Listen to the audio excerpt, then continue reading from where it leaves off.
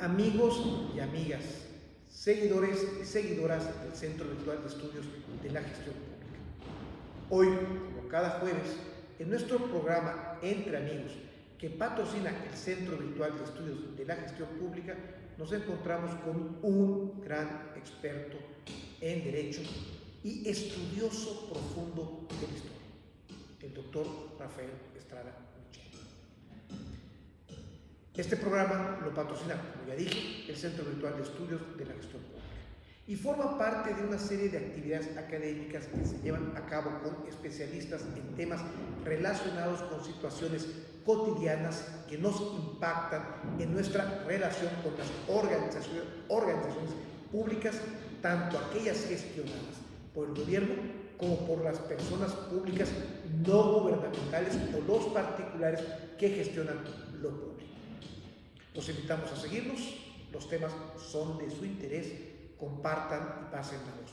Ya saben, un me gusta siempre es útil para la difusión del conocimiento de la gestión pública.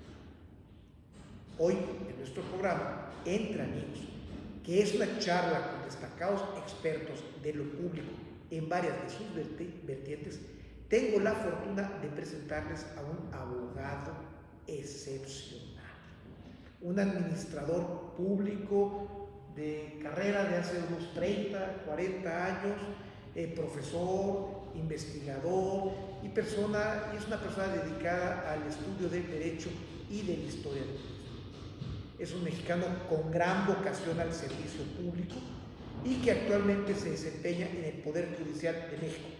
Como ya dije, es profesor y un gran estudioso del derecho. Fue director del Instituto Nacional de Ciencias Penales y autor de deliciosos libros y bien escritos e inteligentes, que se agradece grandemente. Ya que me lo digas, querido doctor. La verdad es que tú sí que lo eres. La verdad es que se lee, te lees mucho mejor que a veces yo escribo muy técnico, muy magnífico. Y bueno, para iniciar esta charla, pues solamente te quisiera preguntar primero, pues, ¿qué es la historia? ¿Qué es la historia del derecho? Bueno, qué magnífica pregunta y qué bueno que lo haces, porque ya sabes tú que estamos acosados por los temibles reformadores de planes de estudio, que lo primero que hacen cuando ven un plan de estudio, por lo menos de la carrera de Derecho, es decir, ¿para qué las historias? ¿Para qué los romanos? No queremos saber nada de ese tipo de materias. Seguramente les suena un poco prácticas. Cuando en realidad la historia del derecho, tú que eres un cultor magnífico de ella, lo sabes muy bien, querido Carlos, la historia del derecho funciona como una herramienta estupenda para la práctica jurídica. ¿En qué sentido? Mira, como decía Francisco Tomás y Valiente, el gran historiador español que llegó a presidir el Tribunal Constitucional español, también fue integrante del Consejo de Estado, fue asesinado por ETA en su cubículo de la Universidad Autónoma de Madrid, precisamente porque había defendido bien la Constitución española. Bueno, decía Valiente, la historia del derecho es una saludable escuela de relativización. Nos permite colocarnos en una atalaya completamente distinta a la propia, ver que el derecho no siempre ha sido como nosotros lo conocemos, ni tiene por qué ser dentro de unos años como lo practicamos hoy en día. Mira, yo me grabé esta frase muy claramente cuando mi maestro Jaime del Arenal nos daba Historia General del Derecho, y estoy hablando del año 96, 95 quizá. Valiente murió en el 96, y dije, bueno, pues es difícil que vaya a cambiar la dogmática jurídica, Carlos, muy pronto, ¿no? Vamos a seguir viendo códigos, constituciones, leyes, aprendiéndolas a veces de memoria sin entender nada, ¿no? Lo que nos tocó a finales del siglo XX practicar como dogmática jurídica. Y oh sorpresa, Valiente tenía razón. No pasaron más que 15 o 20 años cuando ya habíamos cambiado por completo el propio paradigma piramidal, normativo, en el que nos formamos todas y todos nosotros, hacia un paradigma plural de fuentes, en donde gracias a la reforma del año 2011 empezamos a ver al orden jurídico como una cosa mucho más plural, abierta a la convencionalidad, en el sentido de encontrar la solución que de manera más amplia proteja ahí donde puede estar, no necesariamente en la ley suprema. Y ahí dije, tenía razón Valiente, la historia del derecho nos permite ver que los cambios a veces se generan con una enorme rapidez, que hay otros que se quedan esperando y durmiendo el sueño de los justos, nunca mejor dicho, pero que siempre hay transformaciones muy profundas en la vida de los pueblos y en la configuración constitucional de los estados. Entonces, ¿tú dirías que la historia es un ejercicio de tolerancia? Absolutamente. Para entender que la pluralidad de pensamiento es connatural al ser humano. Lo has dicho mucho mejor de lo que yo podría decirlo. Es una vacuna contra el integrismo, así de claro. Cuando vemos las circunstancias de otras personas en perspectiva histórica, nos damos cuenta que las soluciones son muy diversas, que las posibilidades son infinitas y que no necesariamente tenemos nosotros la razón. En cambio, cuando somos integristas del presente, cuando creemos que el pasado siempre fue peor y que nosotros estamos en la culminación del progreso, nos volvemos fundamentalistas de nuestras propias circunstancias.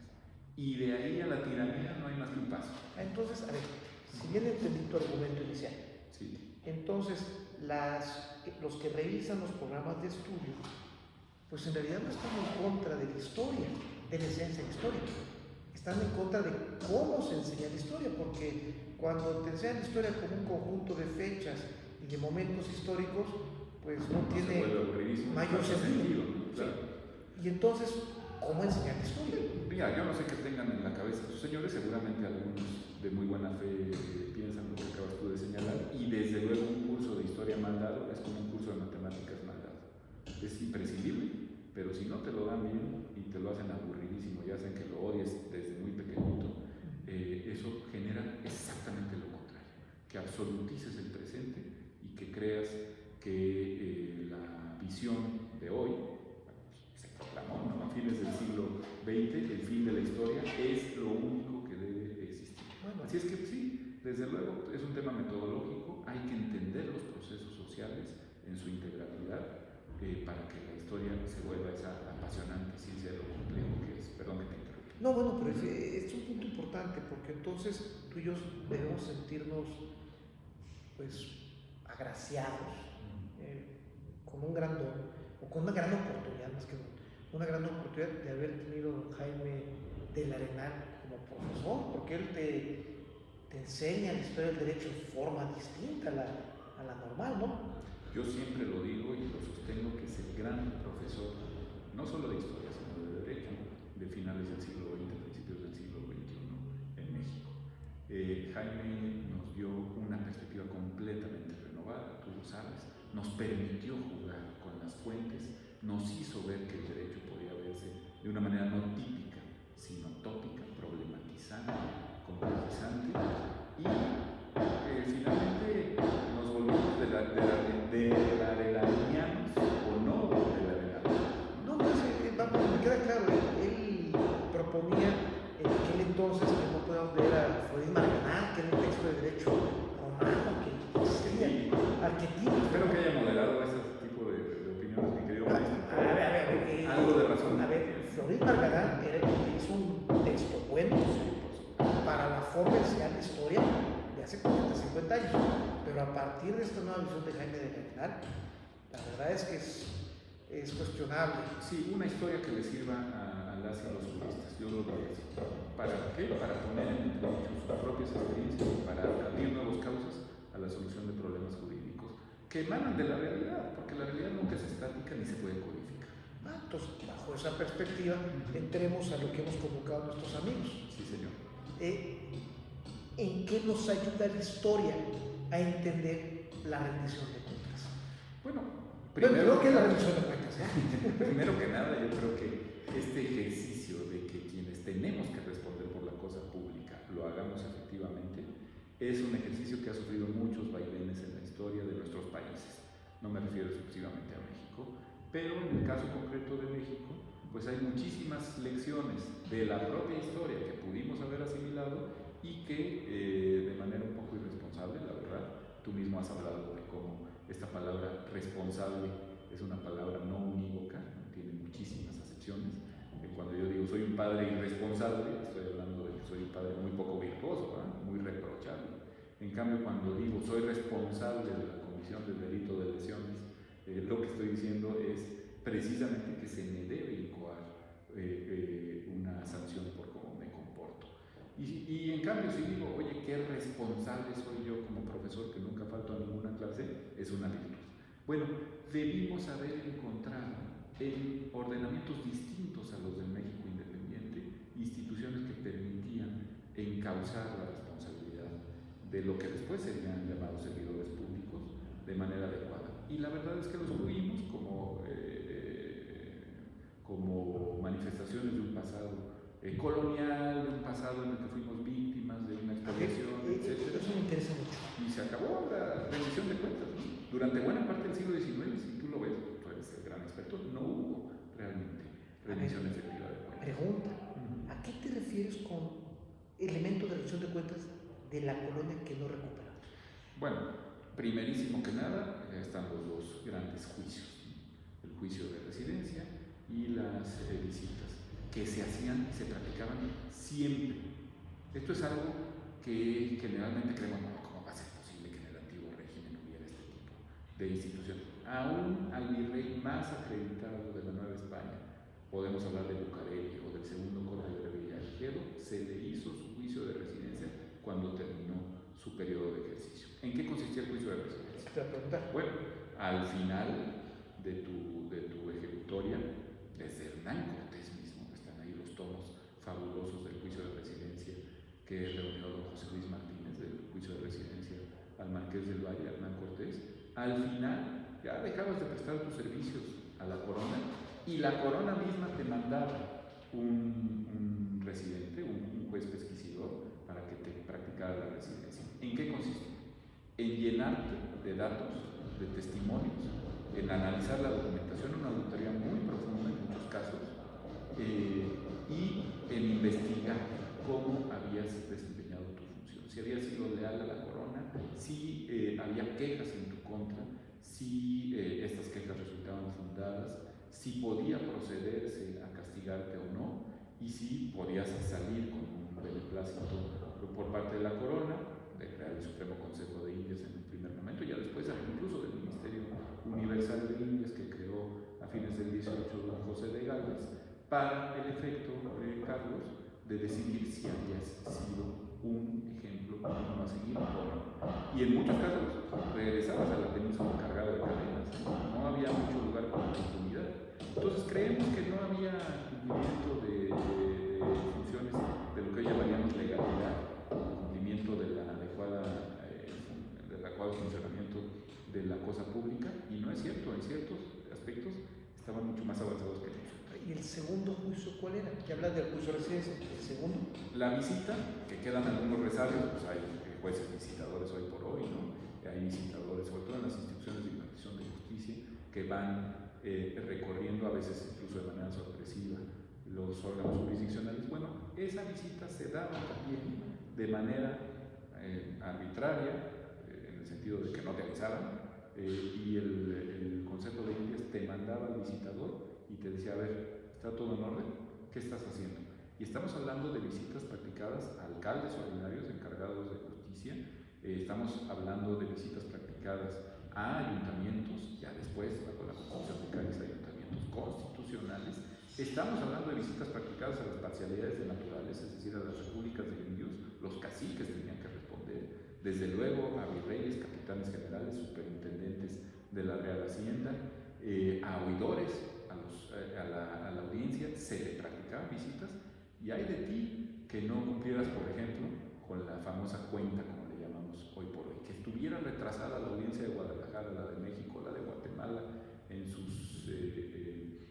obligaciones de impartir justicia, se les podía armar a los oidores, a los alcaldes del crimen, la de Dios es Cristo.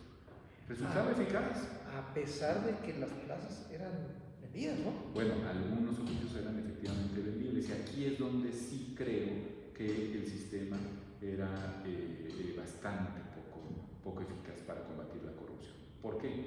Pues porque tú le habías invertido un dinero que querías recuperar.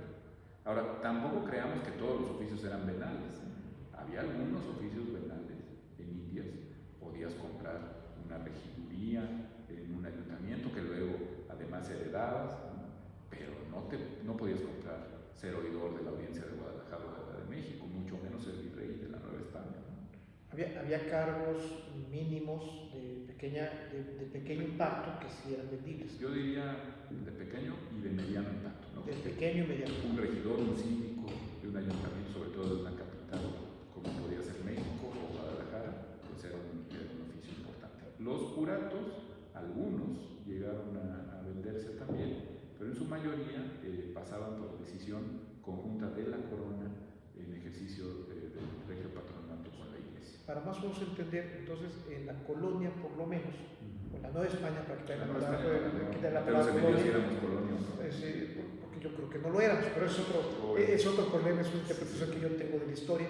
No, y muy importante porque cuando nos quisieron hacer colonia fue justo cuando nos independizamos. Es lo que te iba a decir, o sea, Nueva España era una de las grandes potencias del mundo. Era un reino incorporado en pie de igualdad a la corona de Castilla. Es muy importante, un reino incorporado en pie de igualdad. Se suponía que éramos iguales a Andalucía, a Galicia, a Extremadura, se suponía. Amigos y amigas, eso es lo importante de creer que la historia se acaba en el libro de texto. Y hay que ir más allá del libro de texto. Y aquí viene, ahora es una reflexión. No estás hablando de la rendición de cuentas en su sentido original, o sea, darle un informe a tu jefe. Exacto. Ese es el sentido original. ¿Cuándo en México? Fíjate que te sancionaron. Así por ejemplo, a tu jefe, bueno, vamos, un jefe muy poderoso. ¿Y cuándo pasamos de ese concepto reducido de rendición de cuentas a tu jefe a rendición de cuentas al pueblo o a la representación política? Porque es un salto cualitativo muy importante. Híjole, qué importante pregunta, ¿no? La verdad es que dejando atrás la historia oficial, como bien señalabas, y esta historia que pretende hacer cera y pabilo o ignorar completamente 300 años, como si cae México Tenochtitlán el 13 de agosto de 1521 y 300 o casi 300 años después el cura Hidalgo se despierta con ganas de independizarnos. Bueno, dejando atrás esas visiones tan cortas, lo cierto es que el siglo XIX fue el gran siglo de la sustitución dolorosísima de la corona, de la idea de la corona española, de la monarquía española y nuestra incorporación a la corona de Castilla por una idea republicana. Y fue un pacto dolorosísimo porque... 40 años. Sí, 40, 50, bueno, nos costó la mitad del territorio en la guerra del 47, nos costó que tempranamente la capitanía de Guatemala, prácticamente todas, con la excepción de Chiapas, se separaron del país, ¿no? La polarización por un problema no superado nos costó 40, 50 años de conflictos y pérdida de riqueza y territorio. Sin duda. Esa sería la conclusión. Y hablando concretamente de tu pregunta, yo soy de los que cree con Octavio Paz que México nunca se ha resignado a dejar de ser una monarquía. O sea, seguimos teniendo esta idea muy, muy marcada de que el jefe de Estado es jefe y dueño de vidas y haciendas, y de que le respondemos más a un monarca, en el sentido no de rey, sino de monos arqué, ¿no? La autoridad de uno solo y la potestad de uno solo, que a la cosa pública, en el sentido romano, republicano, ciceroniano, ¿no? Y eso, durante el siglo XIX, a pesar de los ímprobos esfuerzos, hay que decirlo, no solo de los liberales, también de algunos conservadores muy importantes, destacaría yo a Alamán, a Luis G. Cuevas, a Miguel Miramón, por supuesto, ¿no? A Ignacio Comonfort, cuando dice yo no puedo gobernar con esta constitución, ¿no?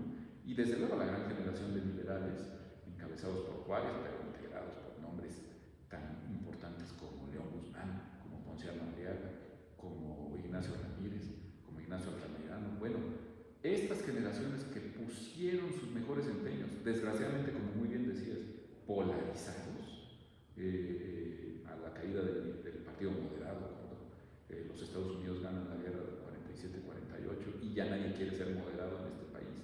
El enfrentamiento entre estas dos fuerzas, liberales y conservadores, fue terrible, pero los dos tenían una idea, después traicionada por algunos conservadores durante el Segundo Imperio, pero la idea de que había que sustituir la visión monárquica por una auténtica rendición de cuentas frente a la República.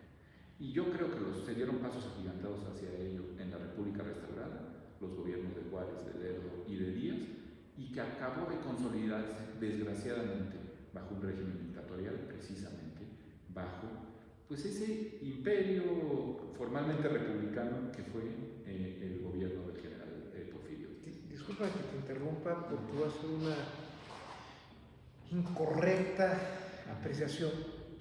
Entonces, cuando tú decías que idealizar el presente y totalizarlo a partir de, y darle una interpretación al pasado a partir de tus propios intereses, eliminas la gran riqueza que nos puede ofrecer la historia. ¿Es correcto? Eliminas la visión compleja de la historia. Y entonces se dejas de colocar en los zapatos del otro. Quedamos que no vamos a hablar mal de la 4T. No hablemos. Entonces al definir a la revolución de la independencia como una primera transformación, pasó lo que estás diciendo. El desconocimiento de lo que teníamos que podemos aprovechar. Sí. Con la segunda también pasó lo que estábamos diciendo. O sea, se idealiza un momento que no es aislado, que no es un proceso más amplio.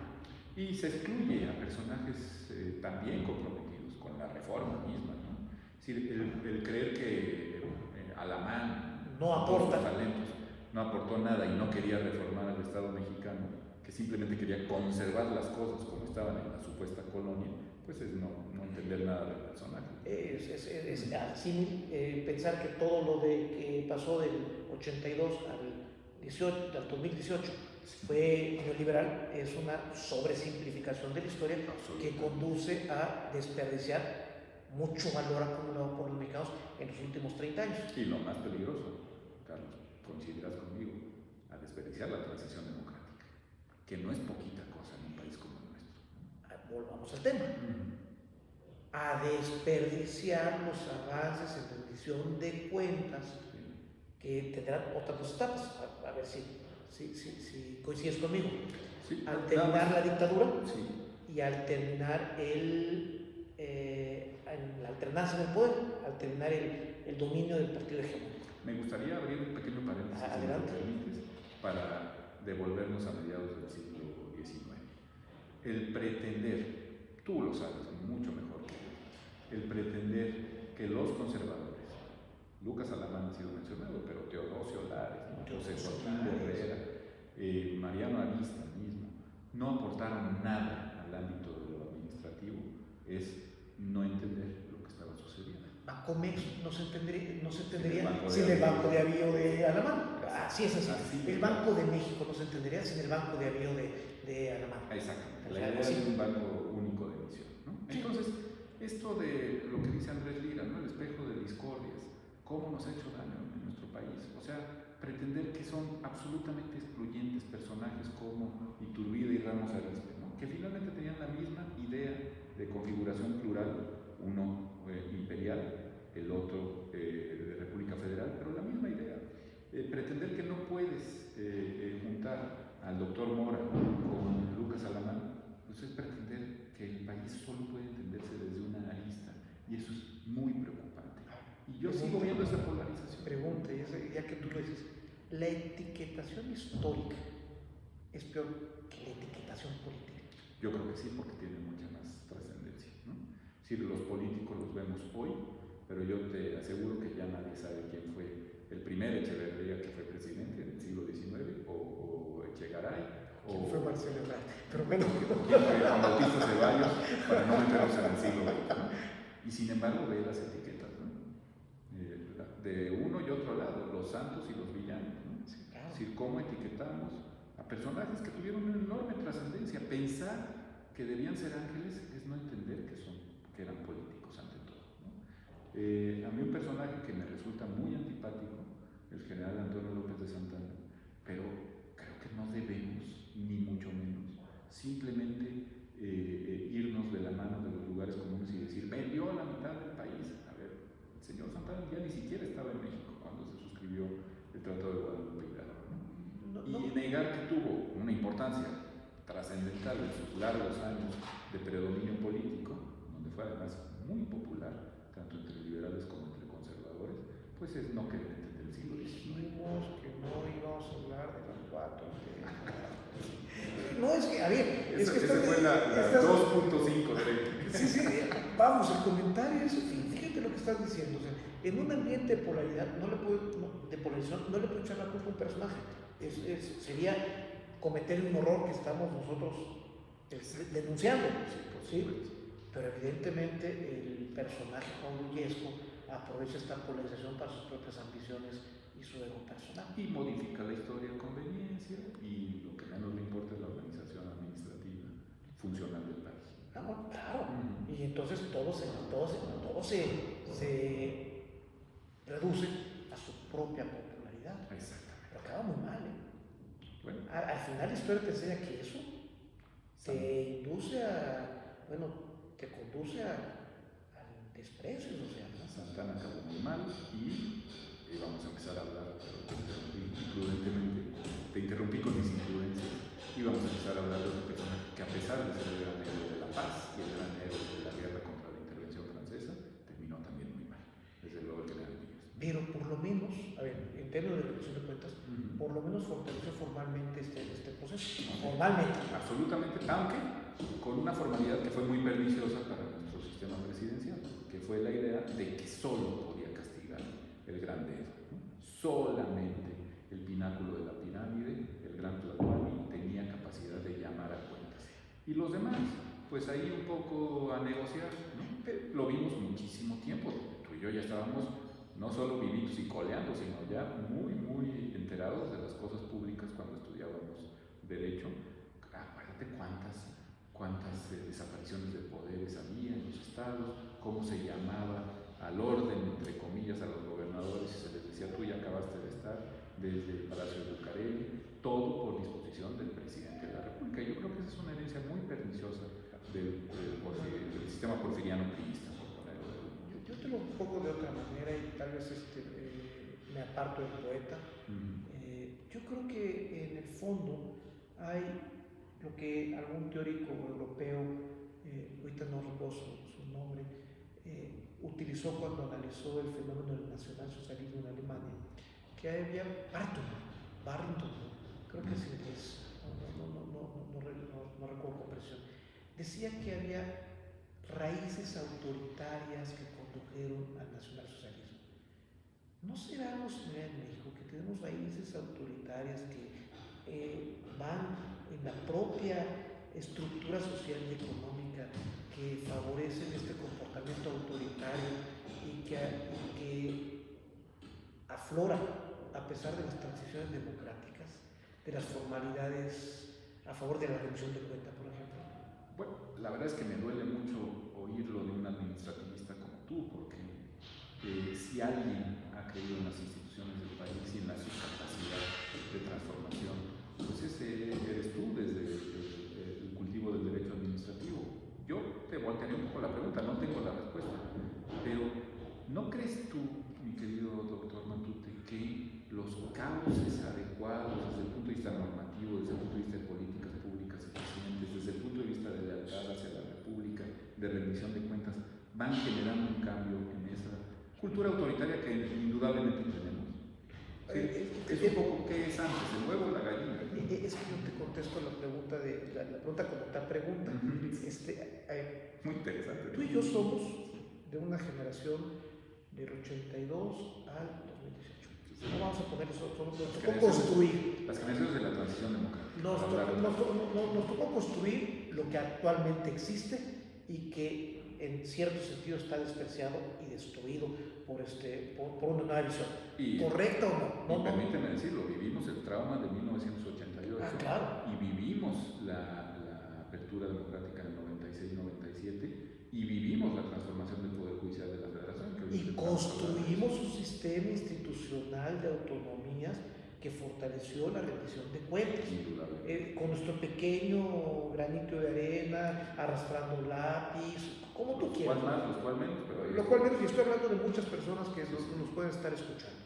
Entonces, ¿qué tanto va a ser suficientemente fuerte esta parte de 30 años de trabajo frente a raíces históricas como la que estamos comentando?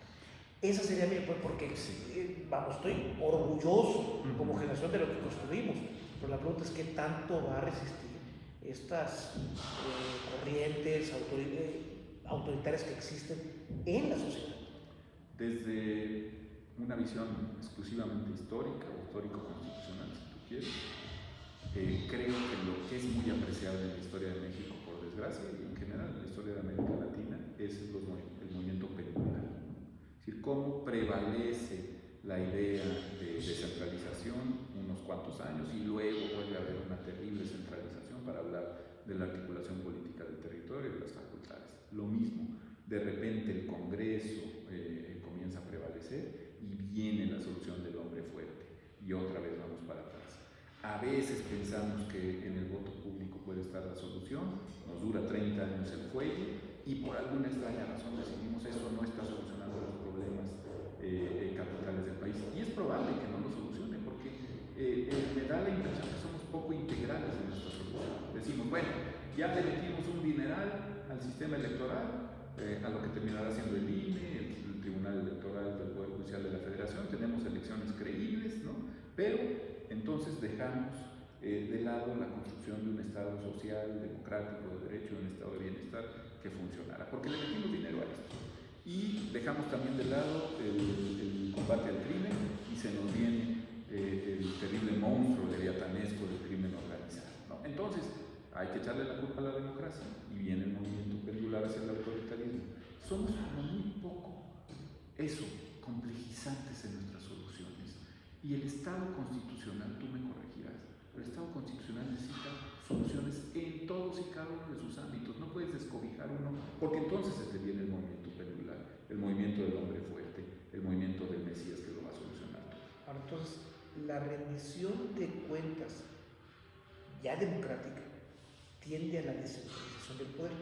Claro, tiende a la democratización del poder y por lo tanto a que las decisiones no se tomen todas desde un mismo ámbito. Ahora, si lográramos mantener esta dinámica por muchos años, pudiéramos desactivar esta fuerza estructural social que nos lleva hacia el autoritarismo. Sí, yo creo que sí. Es más, lo estamos viviendo, nada más que no nos damos cuenta. Yo quiero ser en esto optimista. El sistema democrático le ha traído beneficios a la mayor parte de los habitantes del país. Hay resistencias, como siempre ha habido, y finalmente esos beneficios van a traducirse en que terminaremos defendiendo la transición a la democracia. Tú y yo, como muy bien has dicho, somos parte de una generación que vio a Alberto Castillo y a Luis H. Álvarez, a Manuel Cloutier, a Ernesto Zedillo y a Cuauhtémoc Cárdenas poniéndose de acuerdo para construir un sistema democrático y descentralizado. Y esa toma de acuerdos, ese consenso que además fue pacífico, insisto, no es poca cosa, después de los siglos traumáticos y muy violentos de nuestra historia, ese consenso pacífico estoy seguro que va a renacer cuando la gente se dé cuenta que le genera mucho beneficio. Sí, Rafael, pero aquí hay un desfase histórico que tú, discúlpame, no estás considerando. Tú ubicas en la generación de 88, ¿no? Yo estoy de 82. Bueno, y te digo, te voy a decir por qué es importante. La parte democrática ya la explicaste muy bien, pero ahora te conduzco a la otra parte. La falta de rendición de cuentas, las mentiras con esa palabra, las mentiras del gobierno en el manejo económico nos condujo a la gran crisis del 82. ¿Cómo ves esa parte con respecto a lo que significa rendición de cuentas y a lo que pudiéramos vivir en el futuro? Hablando de las generaciones del 82, de la que también formo parte, ¿no? Tú eres más joven, tú tendrás 10 años. Pero como muy bien señalas, Carlos, a partir de ese desastre económico traído, entre otras cosas, por las mentiras, el esfuerzo del presidente de la Madrid para la renovación moral no debió quedarse trunco, a mi manera de ver. Por desgracia, esa renovación moral estuvo acompañada de esfuerzos para combatir la impunidad que luego se cortaron tajantemente tras el trauma electoral del 88, ¿no? Esta idea de que se violentaba profundamente la voluntad popular mediante la entronización de un candidato que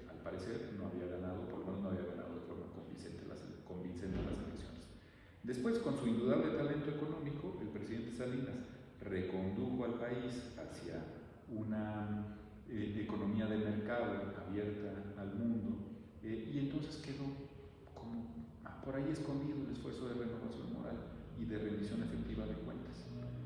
Creo que eso... Que nos volvió a provocar el problema del 94. Que nos volvió a provocar el problema del 94, donde hubo no solo mentiras, sino también información privilegiada, que nos generó pues, aquella terrible crisis que tú y yo recordamos bien en diciembre, ¿no? Pero también... Nunca quedó claro si era un error, de quién fue el error.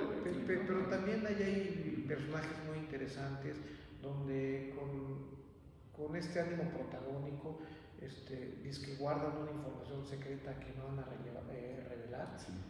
Jorge Carpizo, que al final, cuando abrió 6 meses después, la carta no decía nada y se provocó un golpe económico al país. Tantísimas cosas. En épocas de turbiedad, de confrontación, pues perdemos como sociedad y las personas más brillantes pierden piso. Y bueno, el asunto de la impunidad, ¿no? De todas esas cosas tan traumáticas que has mencionado, creo que muy bien mencionado, pues en realidad nunca supimos quién debía pagar, por qué debía pagar. Nunca hemos sabido todavía, ¿no? Así es. Sigue habiendo gran impunidad, o falta rendición de cuentas, o porque hay rendición de cuentas y no hacemos nada. ¿Lo pudieras distinguir? También importantísimo, ¿no? Yo creo que otro de los grandes errores, tú me corregirás, que hemos cometido como país y que cometió la transición a la democracia, es que la transparencia se volvió, lejos de instrumento de rendición de cuentas, instrumento de cierto cinismo. Y voy a este cinismo legaloide de, no está prohibido, yo no hice nada malo.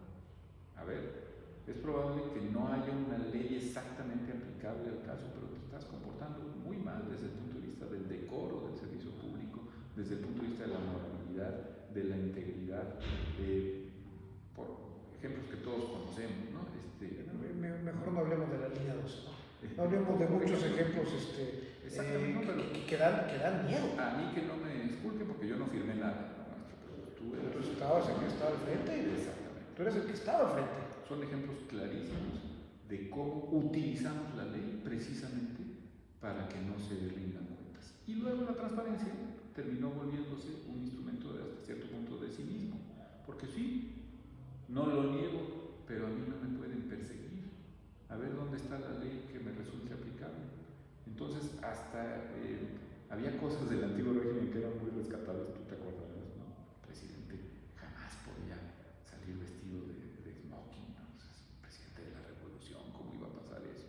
Y de repente se volvió, sobre todo para cierta generación de políticos, que forma parte, por desgracia, de nuestra generación, se volvió hasta un motivo de ostentación del poder, vivir entre grandes lujos. Pero ahí yo tengo una visión muy particular en la que coincido con López Obrador y que creo que es uno de los grandes méritos de López Obrador. Podrá ser como tú quieras, pero su motivación no es el dinero. Y tuvimos una generación de políticos cuya única motivación no única, pero mayor motivación era el dinero y querían ponerse a competir con los ricos y eso le afectó mucho al país. Salió fatal. En eso hay que reconocerle ese aspecto al presidente López Obrador, que fue con lo que enganchó a la gente. Yo no soy igual porque yo veo el poder como poder y no como fuente. Y había muy buenos motivos. Y había muy buenos motivos para creerle, porque había muchas personas que habían visto el poder como fuente de dinero, no como fuente de poder o de cambio social. Así es. Ahora, lo que tampoco se dijo es que muchas de estas personas sí terminaron rindiendo cuentas, incluso purgando sentencias o por lo menos detenidos, ¿no? Me refiero a gobernadores, gente de alto nivel que acabó en la cárcel. O sea, porque no fue malo. Bueno, porque tenemos 30 años de hacer el mecanismo de rendición de cuentas, eso es lo que olvidamos. O sea, del 82, por muy olvidado que haya quedado, fuimos creando mecanismos de rendición de cuentas. 30 años. Que funcionan, ahí están. Y que todavía, ahora sí, que sí dan temor a ciertas, a la mayoría de los servidores públicos. Don Jorge Díaz Serrano, en la cárcel, muchísimas otras personas. Lozoya, vamos. Ahí está. Y otros más. Los Duarte, Borges, y no solamente este gobierno, Uh-huh. también nos vamos un poco atrás. Los gobiernos anteriores también han presidido gente. Pero bueno, Pensar que no pasó nada, pues es también abonar al discurso. bueno, me queda muy Ahí claro, está. me queda muy claro lo que tú estás comentando, y entonces con este último comentario tuyo, pues me voy a una pregunta más sencilla. ¿Por qué estudiaste Derecho? Bueno, a ver.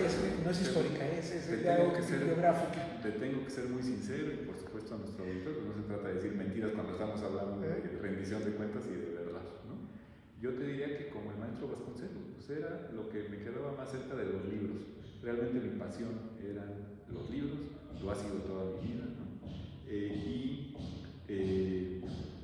Obviamente mi circunstancia era muy distinta a la de Vasconcelos. Yo pude haber optado por carreras que no existían en la época de Vasconcelos o de Reyes o del propio Octavio Paz, que estudió Derecho.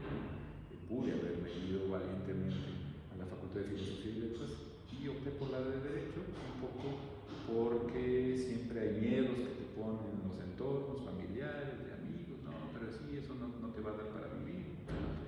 No me arrepiento porque la carrera de Derecho, con muchas materias, no solo no me gustaron, sino que las detesté, la verdad, pero la carrera de Derecho te da una estructura mental que luego te permite entender muchos otros fenómenos desde el punto de vista histórico, sociológico, incluso te diría yo psicológico, y desde luego filosófico. Yo creo que no fue una mala apuesta. Pero además tenías un elemento, y para los amigos que no lo recuerdan, tenías un elemento también en los 90, donde la Facultad de Filosofía de la UNAM, que es muy buena, pasaba por una crisis. Pasaba por una crisis. Que no era, que también a muchos nos generaba temor en nuestro futuro personal. Es posible que algo así haya pasado por mi mente, no te sé decir, pero la verdad es que, bueno, pues se optó por el Derecho. Y vistos los autos, como dicen los jueces, no me arrepiento en lo más mínimo. Ahora, evidentemente, con esto que dices, pues para ti la historia fue una pasión inicial. Fue un bálsamo. También, después de muchos años, la historia del Derecho, la materia del maestro del Arenal se daba en el cuarto año de la carrera, después de que te habías chutado todos los códigos, todas las leyesitas, todos los reglamentos y las constituciones imaginables, y venía a recuperar la raíz realista, empiriológica del fenómeno jurídico, y eso para mí fue completamente un parto de los dientes. Yo sí te gano porque yo tuve la fortuna de tenerlo en el primer semestre. Y ahí ya me di cuenta que era más que códigos, y le encontré riqueza, porque estoy de acuerdo contigo, hay materias infumables en el plan de estudios de Derecho. Y ahora una última cosa, si me permites, mi querido doctor, que creo que también influyó en ti, según te conozco, te creo conocer. También eran épocas de profundas transformaciones en el sentido democrático del país, y uno quería aportar a eso. Y esa es la pregunta.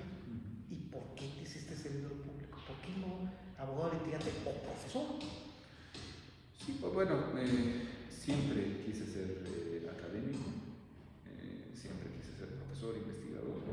La vida me fue llevando por caminos paralelos entre el servicio público, como por ejemplo el Instituto Nacional de Ciencias Penales, o el sistema, la Dirección de Capacitación para el nuevo Sistema de Justicia Penal, a partir de la reforma de 2008.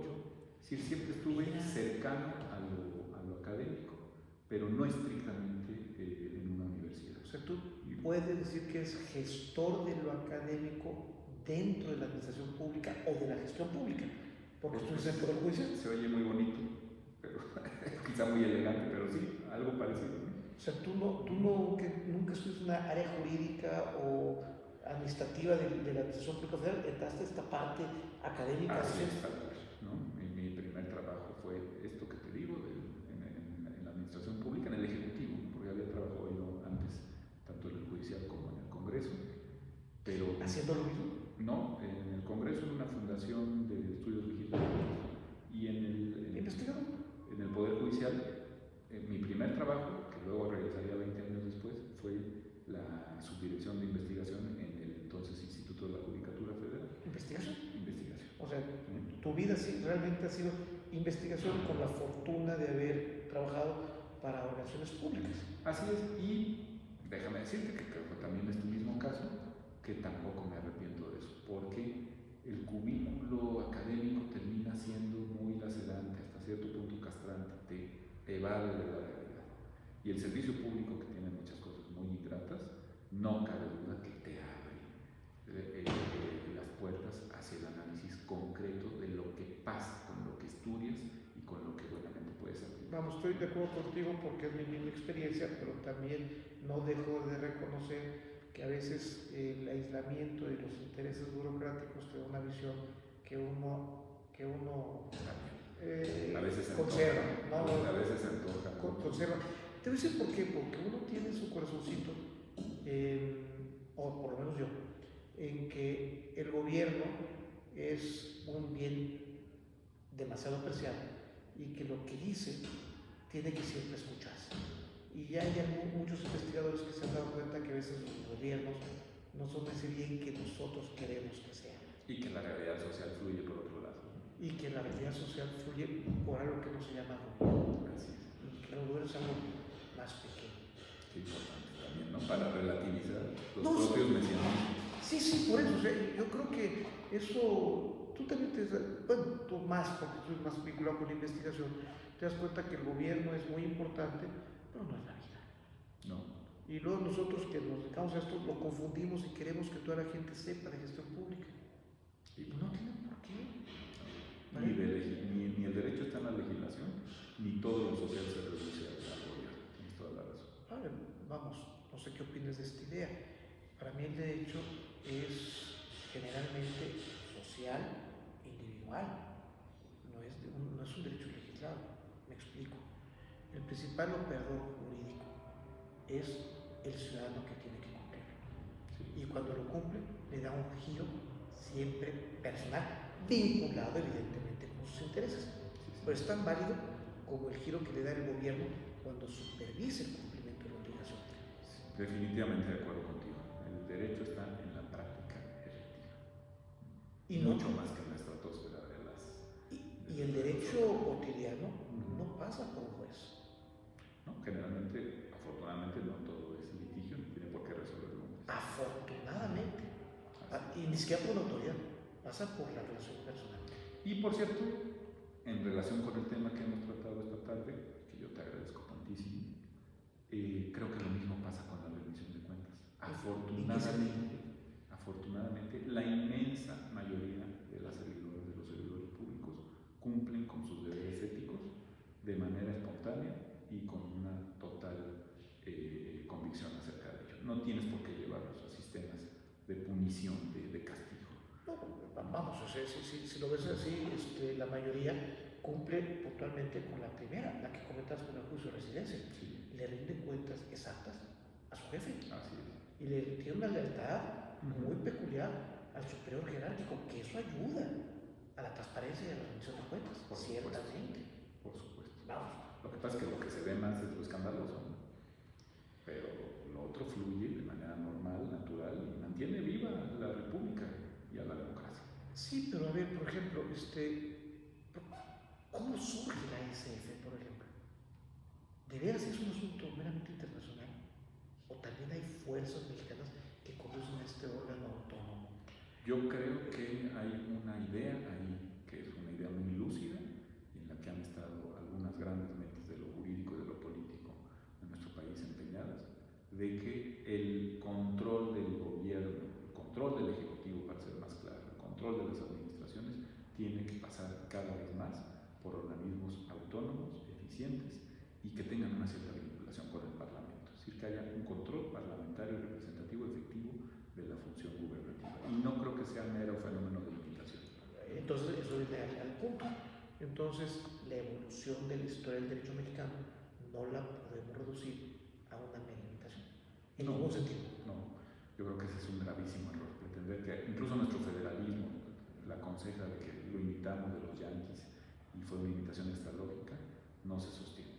Hay siempre en todo esto muchísimo sincretismo y mucha operación de las circunstancias propias. Y ya la última pregunta que creo que te la quiero hacer porque creo que tú tienes una idea muy clara de ella. El derecho mexicano, a la luz de la cuenta de lo que podemos hacer y nuestra cercanía con otro derecho, que es el anglosajón. ¿Qué potencialidad tiene como creador de figuras y aplicador, solucionador de conflictos?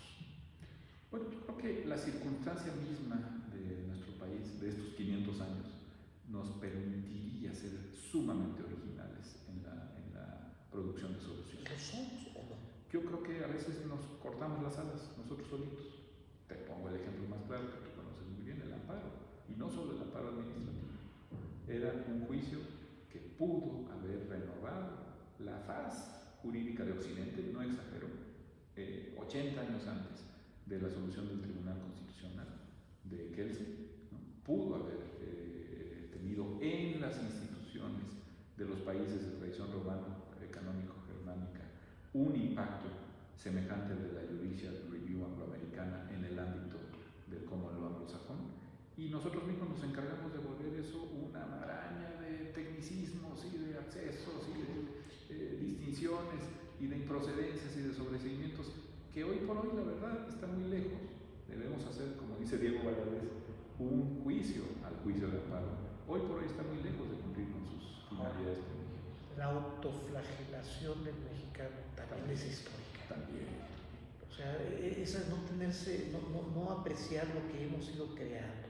Sí. O sea, lo decías tú muy bien, en el momento en que nos dijeron ya no vas a ser un reino sino una colonia, empezamos a decir, no, ¿cómo es posible? Es un insulto, la autoflagelación, ¿no?